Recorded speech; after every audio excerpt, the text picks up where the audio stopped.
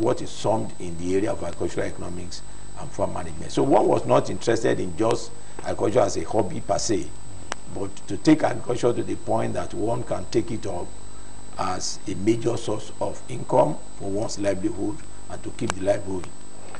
One of the greatest challenges that Nigeria is facing right now is the challenge of food security. Yes. I was reading some days ago, and I read about the fact that palm oil is even being imported into Nigeria. Now, and we've been hearing issues of diversification.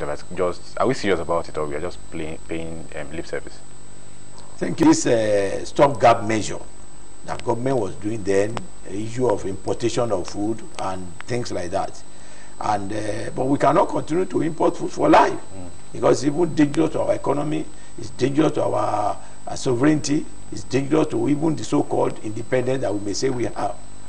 Because as long as we continue to depend on food importation, we cannot really claim to be really, truly independent. Because you know the importance of food in human being's life. It is an essential thing. It is a thing that nobody can live without. Nobody can live without food. And once that is there, and we are depending on other nations to feed ourselves, then we are not truly independent. Because that nation on which you are depending for food is still your master. And you see, you know, that's why even food is a strong weapon of fighting war silently. And I can, if you depend on me for me to feed you, if I want you to do anything that is done on us now, that we made a mistake. But the idea, the way it's been addressed, is what is a bit not too. A lot of is leaving another administration. The oncoming administration does not even want to associate with that. They want to. I don't know what is it. No continuity in that program. So by the time that new administration is starting, before the thing gets to a stabilized position, it's almost packing its way again. So it has been one program after the other, one program after the other, without full continuation and to get into real maturity. I would have loved a situation when an administration come on board, you find this particular program that's set for agriculture. Yes, fine, not be perfect. Address that program. Look at the areas where this thing and you don't necessarily have to come up with a new name, new appellation, new all those things. It's a way of diversion of one's attention. And then when you look at that and you are able to correct those, then there will be continuity. You can find out that if you follow that program, there will be improvement on that program over time. But it's unfortunate that each administrator wants to take the glory of I've started this new program, I've started that new program, and it just ends with that administration. And that lack of continuity has not helped our matter so much. Diversification is good because it reduces risk, no doubt about that. But then, if we want to diversify, we need to know that we need that diversification to be fully attended to. And of course, our area of diversification in that general field of agriculture is important because of the importance of agriculture to human existence. So there's no problem about diversification, but the problem is the continuity in those programs. Okay, do you think Nigeria is capable of feeding itself? Let's even start from that. You said pre-colonial, we've not been able to feed or sustain ourselves in terms of food production. Do you now think that with what we have, the arable land, the climate, and all, are we still capable of feeding ourselves? Yeah, let me just.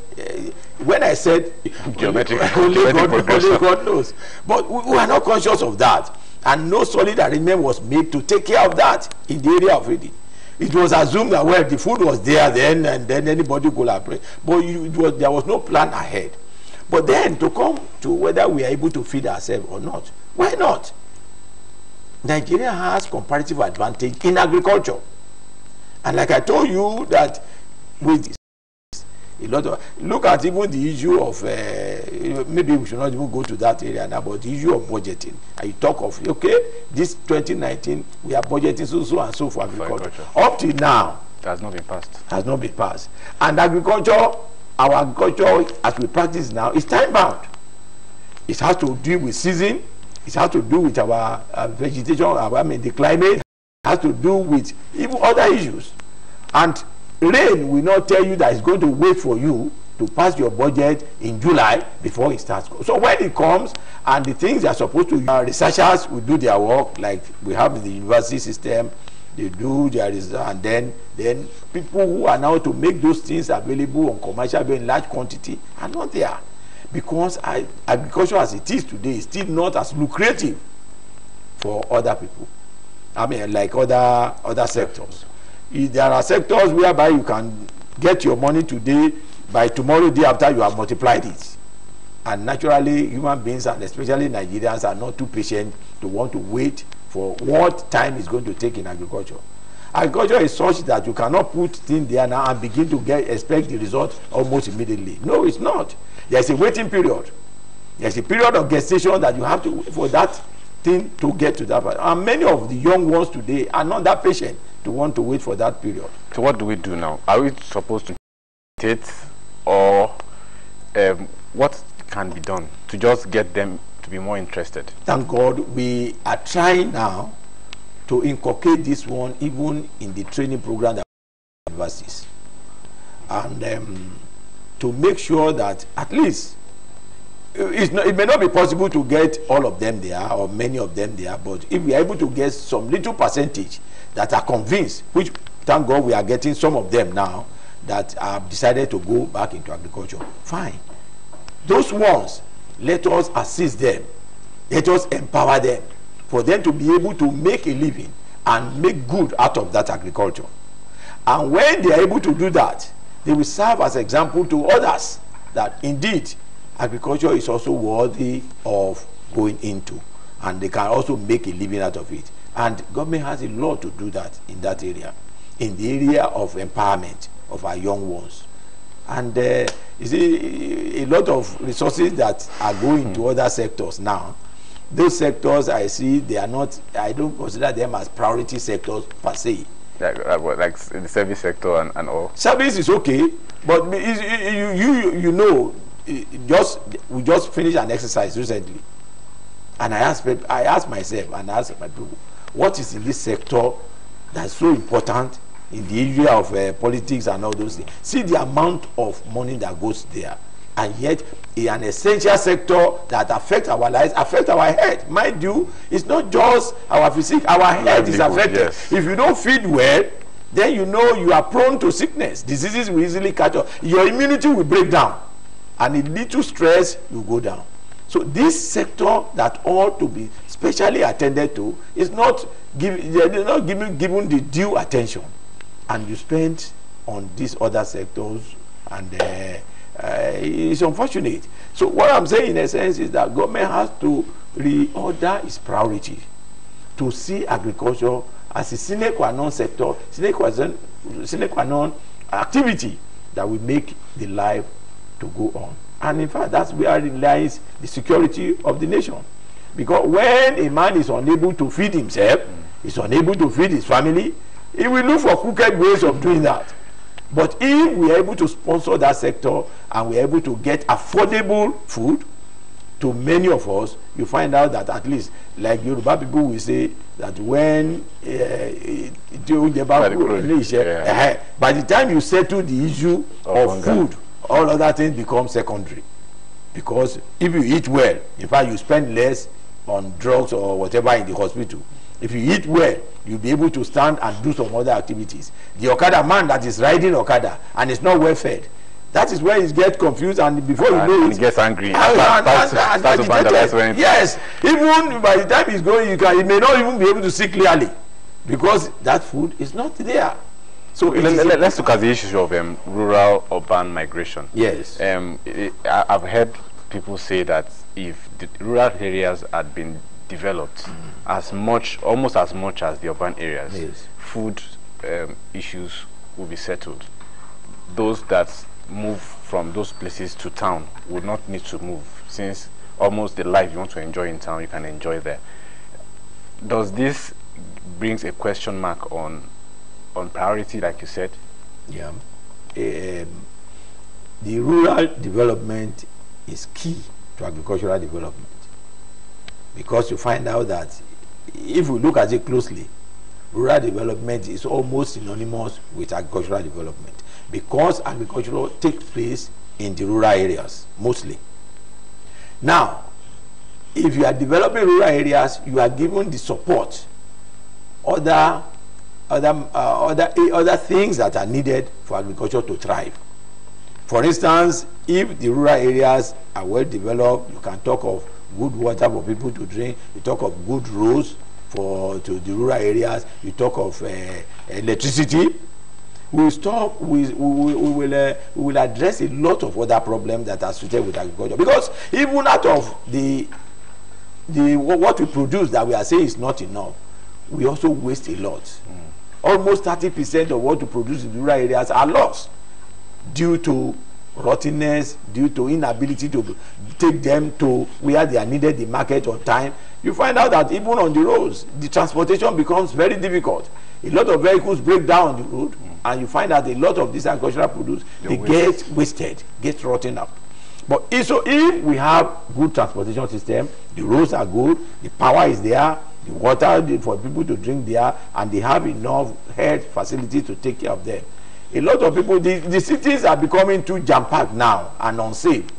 Those rural areas, some more people will have been able to wait. If you are coming to the town, you are looking, okay, good things here, you want to enjoy electricity, you want to enjoy good water, and those things are there. What then are you coming here to do? And of course, when you develop the rural areas with power there, it will be easier for people to be able to have storage facilities for their produce, and many of these things that get wasted will be preserved. And when they are preserved, it means that the supply of those agri-produce will be higher. And if the supply is higher, and it's going to meet up with the demand, then we are indirectly working on the price going down. And when the price goes down, it becomes more affordable for more people to have on their table. So I know that agriculture cannot be done without land, and land tenure system in Nigeria has been a problem that has been there for quite some time now. Yes. How far have we solved it? Thank you very much. That is one thing I said about policies and then implementation. You know, the Land Use Act says that all the land in the state, they are under the control of the state governor.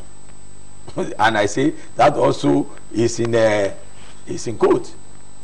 To me, it appears that's just the theory of it. When you get to the practice of it, although we say, yeah, land is here, land is there. Those land are there, but it is not easy for anybody, just any newcomer, just to boost into any land and begin to use it. And even by the time the governor himself or the government want to say, want to make use of some land, you know all kinds of things that come after it. The issue of land is so sensitive in this part of the world that that land, because people believe the land belongs to generations even yet unborn. And so not anybody can just jump into any land. They say this one is a family land, it's a community land. You cannot just come from anywhere and take it up. Although there is Land Use Act, which gives the governor the power to be able to get land, especially agricultural land, for people who are serious to do serious agricultural business. But it's not that straightforward. There are still bureaucracies about it, there are still red tapeism about it. You have to apply, you have to pass through this, pass through that one, and all those things. And even the original owners of the land, those who came to settle there, have been issued for so they still hold tenaciously to that land and we don't want to release it. So the problem of land is still there, but it's not a problem that is insurmountable. It's a problem that that can be surmountable if we address the right approach to it. Do we need any legislative, maybe there should be a law, or maybe the Land Use Act should be looked into to get this thing done with? Because of the truth, we know that land in Nigeria is hereditary. Yes. My father dies, he passes this to me. Yes. I go, I pass it to my children. Yes. How can we now marry these two together? Yeah, legislation, yes. Legislation, have been legislation all over. Even, recently, they talk of this issue of land grabbers. And land speculators. Yes, land speculators, land grabbers, and you find out that the legislation of making it become an offense for anybody who is in that place. Yes, but that has yet not even solved the problem. They are still there operating, and that's what I said about operationalization of our policies and our these things. It's still one area that has to be addressed. The issue of the land belonging to families, yeah, that is it. And that is part of the reason why it's not too easy for anybody ordinarily to go on any large scale farming, for instance, because the land that belongs to the family is divided among members of the family. And when you are passing it on to your children, it becomes more fragmented. You had 10 hectares. By the time you are passing it to your children become 5 or 6 or as the case may be. So they now divide. Each of those, your children now will not be able to have more than 2 or 3 hectares. So as you go down the lane, it becomes smaller and smaller and smaller. So the possibility of practicing large-scale agriculture becomes more difficult. And that is why even the Land Use Act becomes a thing that is important. And then if governor or government is not able to still be able to use that Land Act, something has to be done to make land available. So it's not as if the lands are there and they are easily accessible. Yes, they are there, but not easily accessible until something else is done about enforcing what is in that regulation, what is that policy for people to be able to make use of that land. Okay, let's leave the government alone. Let's face the farmers. Okay. I know that there is something they call agricultural extension services to farmers. Yes. Taking innovations to them and making them know the new things that is going on. But I discovered that most farmers have this is the way we used to do things. Yes. They have this native technology, let me use that word. Yes, traditional. Yes, that it's very difficult to change. How has this affected productivity in the agricultural sector? Thank you very much. That is something about man, the nature of man, and particularly us here. The traditional man finds it difficult to leave what he's used to, what he's been trained to do, what he's been doing along with his parents and his grandparents before now. Now, what we're saying is that now the extension officer is now bringing an innovation, something that is relatively new to the person. And because of the fear of the unknown, the fear of possible loss, possible failure, the man does not readily want to accept that innovation. And that is why the extension officers learn techniques of addressing this issue, taking this innovation, taking these new discoveries to the farmers. It is not an automatic thing, because the farmer you are taking it to want to tell you, well, I'm used to this, I will continue with that until you are able to prove it to me that this new one you are bringing is better than what I'm using. And that is not a thing that you can achieve within 1 or 2 years. In many instances, the extension officers will have to stay with the farmers in their environment, understand the environment, even put what we call sample field, yeah, whereby they can compare it together with the traditional one they are using. And it is when they now get convinced that they can now begin to buy into this new idea. And again, if you are able to convince 1, 2, then you are making a breakthrough, because the colleagues now cannot believe in their friend who have adopted it and they have seen it operational on their farm. So that is the area where the extension officers are very, very necessary to take new technologies, improve technologies to the farmers, because the farmers will not want to leave the one they are used to for the new one that they are not sure of the outcome. That's our nature. But then we have some challenges in that area as well, in terms of the availability of the number of extension officers that are on ground. We don't have enough. If you get to our extension agents, OGADEP and all of them, they are even from universities, how many of them are available to go to the field? The ratio is very unfriendly. Find one extension officer being assigned to over 1,000 farmers. And like I've told you, you may have to, when you are doing this extension, you will have to familiarize yourself with that environment. If you don't identify with that environment, if you don't, they see you as a visitor, as a stranger, and they will not want to take anything from you. And you can imagine how long it's going to take you to do that. At times you have to go to the palm wine drinking area with them. At times you have to eat with them in the same hut. At times you have to work with them, associate with them. before they now begin to have confidence in you. And it is then that whatever you now bring, they will be willing to buy into it. So it also has its own challenges. Okay, the farmers, how we are into farm management. Yes. Now, how has the farmers really adopted new technique in terms of managing their farms? Because I met with some farmers who don't even have a record of when they plant, yes, of when they intend to harvest, yes, when they apply fertilizer. No record. Maybe they have it in their memories, yeah, but not okay, how much I spent on this, on that. Now, what effect would this have on their output and on the society as a whole in terms of food? Yes, security? Yes, thank you. It's unfortunate that the matter is being addressed, but the speed at which it's being taken up is not too okay, in the sense that yes, the farmer, most of them do not have written records, and because they do not have written records, they believe that they have all the records in their brain, but you know the human factor is there. The brain is there for so many other things, and because of that, some of them probably are even making a loss, but they don't realize that because there is no written record to show their income and their expenditure.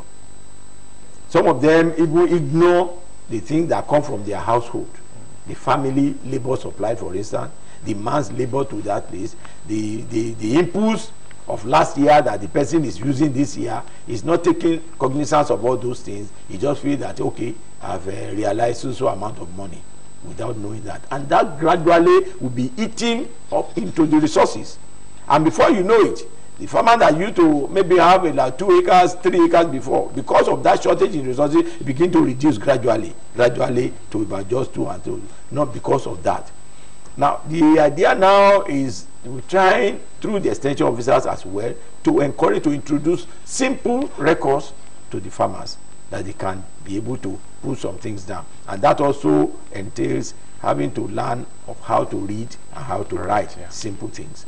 We know all those things are there. But it's getting better now, because we are now having in trickles some of literate ones that are going into farming. And those ones, together with by the time they work in the same environment with the older ones begin to learn some of these things from them gradually. But that is a challenge. It's a challenge because without records, you may not be able to know what you are going to do next, because you need to plan. And it's part of management is so that your record will be able to, when you have your record, you'll be able to analyze the record, you'll be able to see areas you have overspent and the areas you have underspent, you'll be able to see where you have gone wrong, and you'll be able to correct yourself.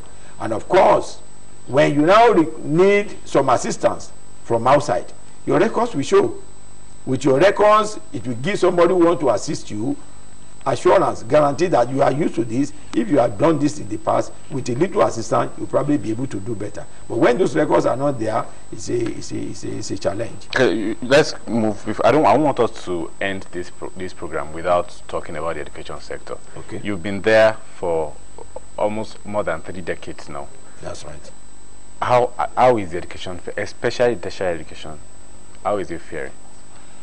Thank you very much. The tertiary education, fine, but then I would say that we need some serious backup in tertiary education, and that has to do with available facilities.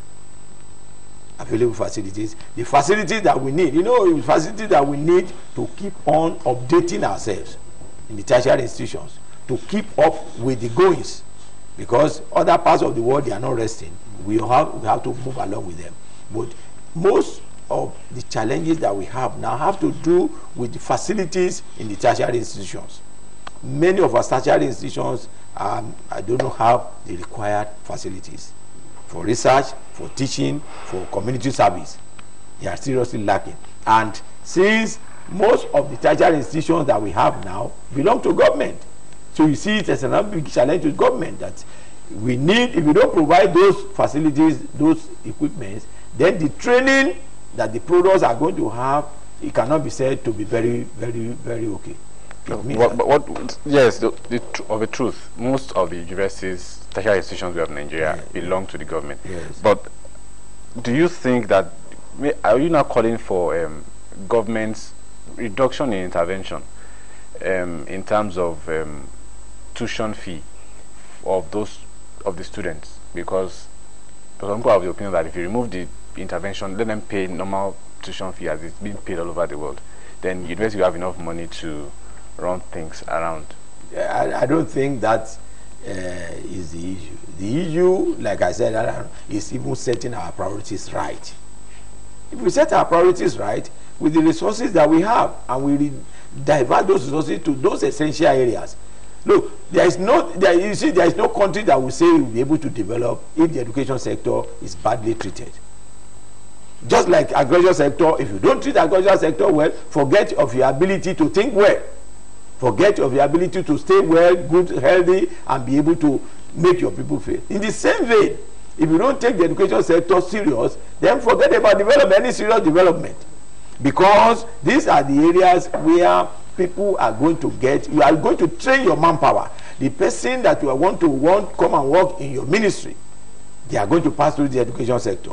And so if you don't fund that education sector very well, you don't provide the things that are needed there, then you are going to get, I don't know whether you call them quarter-baked graduates. Not even half-baked. Not half-baked. And it is garbage in, garbage out. If you don't fund that area well, they are coming back to pay you back when you employ them. That is why today, it's unfortunate, I am saying this one, and it's a call to question. It's a thing that even all parents and everybody in government should wake up to. That is why it's unfortunate this day, you find some graduates, university graduates, polytechnic graduates, college of education graduates in places of work. And when they speak, even though when they speak ordinarily, you will hardly believe that these ones are passed through that institution. Just because of this. Doesn't it brings to question, if you are saying that the products of these universities are not good enough, or these tertiary institutions are not good enough, doesn't it question those are training them or teaching them? Yes, you can say that. You can say that. But then, like I told you, it's garbage in, garbage out.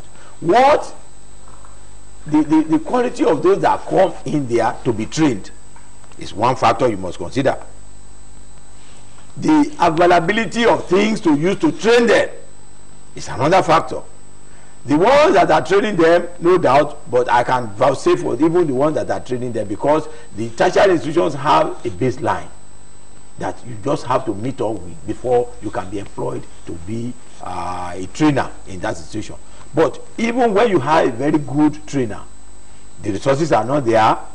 The basic requirement of those that are coming in is not there. Then the man will sweat and sweat and sweat, and the best of it cannot be attained.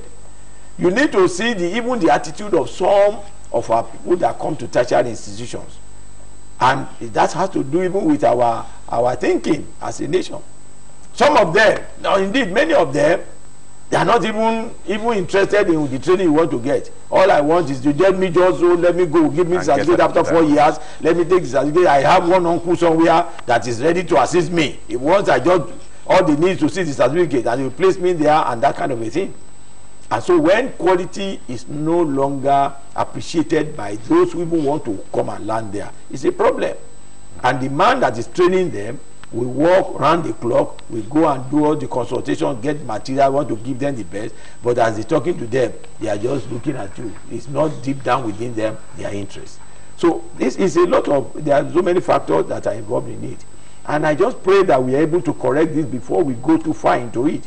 And that is what's making young ones now that should be in tertiary institutions learning one thing or learning a trade, you see them running after fraud, because they believe they make it easier faster in that fraud. And I was hearing of somebody, a young man that is under 20, that was arrested for kinds of some fraud. Is it Yahoo they called it now? And then I imagine, what can this one be doing? I was some time ago, I was privileged to be with some 2 young boys, still under 20, with their laptops. And I thought the laptop they were using was to do some assignment. Only when I sat with them in my auto mechanic workshop, and they were discussing, all they were discussing was plan and arrangement on laptop to cause a fraud of people outside the shore of this country. And I just told myself, God, we really have to do something about this. If these young ones at this age, all they are thinking is how to commit fraud. They are not thinking of how to improve their own quality to add to the economy of the country. They are thinking of fraud. Yes, as bad as that really sound, don't you think that the parents, especially those that are in positions of authority, don't think that they are influenced over the years, and the activities over the years have forced this young generation to think the other way instead of thinking hard work? Yeah, you see that. Thank you. You're right to some extent. You're right to some extent. You see, the way even these young ones are brought up is one thing, and then the way our leaders also live their lives is also influencing them. Because come to think of it, when they find out that somebody they know somebody has not gone the right way and has arrived, and we now begin to hero worship. And after all, even when by the time you hear that is being questioned, what you note is that the start of the questioning is what you know. Hardly do you find somebody know the end that this one has been punished for it. Until very recently, we just thank God what is happening now. We begin to hear of some big shots being queried. But before now, you find out that once you arrive, when you are you occupy that kind of position, it's like a thing God, untouchable, a sacred animal that cannot be touched. And then the young one is saying, well, if somebody like that can have that way, why do I have to stress myself? Why do I have to labor so hard? Though if I know I can go through this shortcut to get that place. So our values also becomes very, very important. Our values are changing. It's unlike the time of our fathers, our forefathers, when they appreciated hard work. At that time, if you have an ill-gotten wealth in the community, and people don't know how that wealth is gotten, you will not be appreciated. But today, it appears nobody wants people to think of how you get your wealth. As long as you come up with it, you give them chieftaincy titles, people begin to dance around at you and begin to say rank identity here and there. But whereas it's a shortcut, it's an unclean way of getting that wealth. And the younger ones will see this one and say, what is happening to me? Why do I have to go this way? When even this other way is a longer journey, and this is a shorter one. So it has to do with our values. It has to do with the homes where individuals come from. The parents have a very important role to play. Unfortunately, today, many parents believe that once they are wards, when their children are already in tertiary institutions, they have become lords, they have become gods. They hardly want to correct them anymore. We see them. I work in their environment on a daily basis. They see them, they behave as if they have arrived. It's only in those establishments, in an institution, for instance, we are trying to cut their wings to make them to know that there are rules that must be obeyed, and that is why there are what we call code of conduct for student behavior. Until we started applying this thing, they thought they are on top of the world. But fortunately, the parents do not even bother. Once they give them these days technology, they just begin to transfer money to their accounts. And some of these children are not living the right way where they are. Some of parents do not even know the towns where their wards are schooling. Not even the house where they live. They don't even know the town. Talk less of knowing the house. Whereas some of these children, if you see the kind of way they are living, they have reached an autonomy. The life they live when they are outside the family is not the exact life. And that is why many a times they don't even want to stay at home again. Even when the university is closed or the teacher institutions are closed, and then they are saying go back home, they find one reason or the other to still want to stay back, because this idea of wanting to get independence and become laws has done on them. And for 4 years, the parents do not know where the wards live. And unfortunately, some of the wards are even taking advantage of that. Some of them have been expelled. Some of them have been asked to withdraw from the institution. But they will not, the parents don't know. They keep on getting money from the parents. Daddy, this and this. We want to have money for handout, money for all these things. And they keep on sending money into their accounts. and they are just wasting the money and spending the money outside. And that is why some of them now go and join bad gangs, groups that are untenable, because the parents don't monitor them. And that is why the appeal now is to parents: know your children, know your wards, know where they live. Possible, visit them, visit their departments, see their HODs, have a record of what they are doing, so that those who have been expelled, those who have been asked to withdraw, you will know. But if you don't come to the place where your children are schooling, you don't even come to where they are living, you don't know the kind of friends they are having, you don't know who is living with them. Unfortunately, some of these children now are harboring people in their own room. I'm sorry to say, some of them that are even females, they are living as if they are husband and wife with some of their boyfriends, and the parents don't know, because the parents don't visit them. And that is very unfortunate. And by the time they will now mature and grow full, it becomes very difficult now to checkmate them. And all these things will begin to affect us individually and as a community. Yeah, I'm sure our time is going, but I still want us to dwell on the education sector really, a little bit more.